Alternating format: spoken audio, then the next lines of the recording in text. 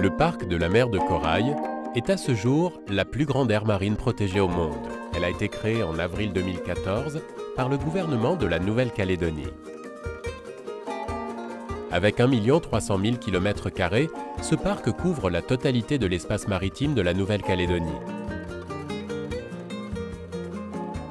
Cet espace abrite une biodiversité exceptionnelle, constituée de 3 grands ensembles, un écosystème profond remarquable, monts sous-marins, canyons et fosses abyssales, un écosystème pélagique et une zone récifale et lagonaire.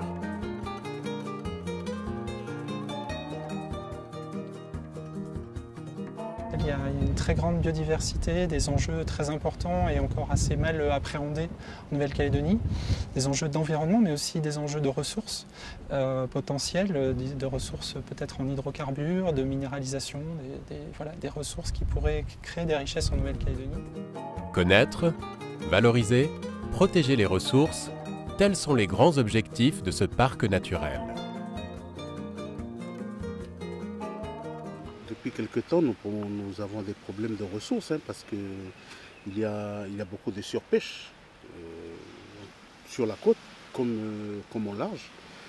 On ne peut qu'en tirer des choses positives de tous ces parcs naturels, puisque tout ce qui est protection, tout ce qui est parc naturel, parc marin, ça ne peut que justement satisfaire les pêcheurs pour aider à protéger un peu les espèces et à faire valoir tout ce qui est produit de la mer.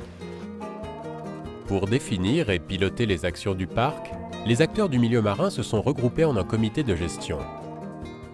C'est une instance de concertation qui va émettre des avis, des propositions, donc il va proposer un plan de gestion dans la concertation, mais les autorités qui vont décider sont le gouvernement de la Nouvelle-Calédonie et l'État, puisqu'en fait le comité de gestion est présidé par le président du gouvernement et le haut-commissaire de la République en Nouvelle-Calédonie, compte tenu de la répartition des compétences entre l'État et la collectivité.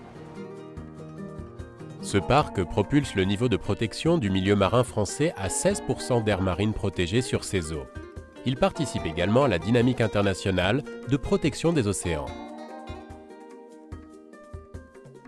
Les enjeux sont considérables pour nous dans l'Océanie. On a souhaité, avec l'appui technique de l'Agence des aires marines protégées, mettre en place l'outil qui pouvait aussi servir dans cette démarche de développement durable à l'échelle régionale. Nous avons à côté de nous d'autres exemples, comme les îles Cook, avec qui nous avons conventionné. Il était important pour nous de définir des orientations de gestion, de gouvernance, au service d'une gestion intégrée de notre espace maritime et de la Nouvelle-Calédonie. 350 espèces de coraux, 25 espèces de mammifères marins, 48 espèces de requins, 5 espèces de tortues et 200 000 couples d'oiseaux marins sont recensés dans cet espace et témoignent de sa vitalité.